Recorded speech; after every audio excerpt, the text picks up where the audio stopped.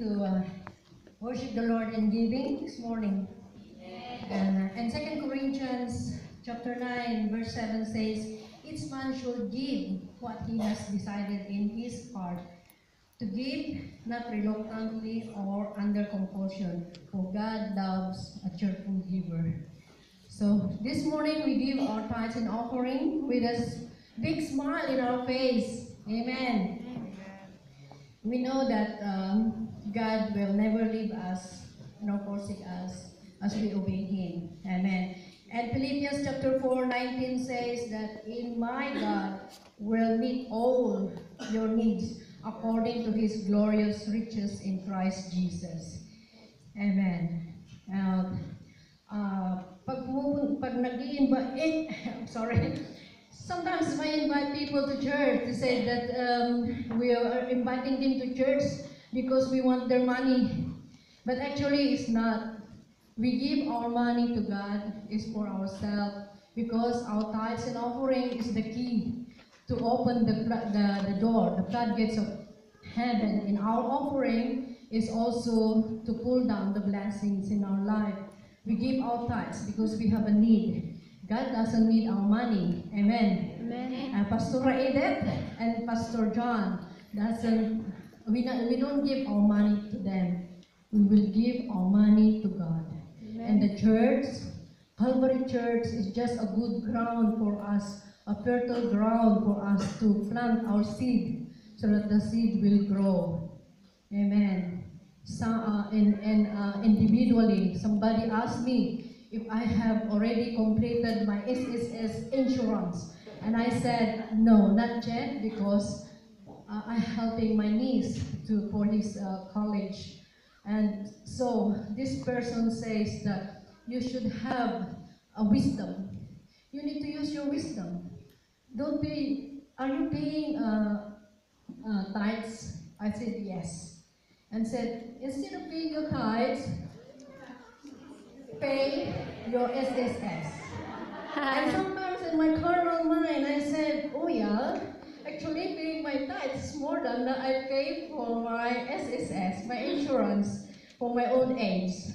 And when I think of that, actually I tremble. My heart trembled. I fear God. I have the fear in my heart that if I will stop paying my tithes, maybe God will stop blessing me. Because God has been blessing me so much, I cannot count. And paying our tithes and offering is not just only a financial blessing. Also, our health. God will bless us with good health. God will bless us with good bosses that will bless us. He will pay. Our boss will pay us more than what we deserve, actually, and also is also protection for our good health and also to our family. We are grateful to God because we Christians, we are protected by God. Amen. We don't need to take vitamins or maintenance.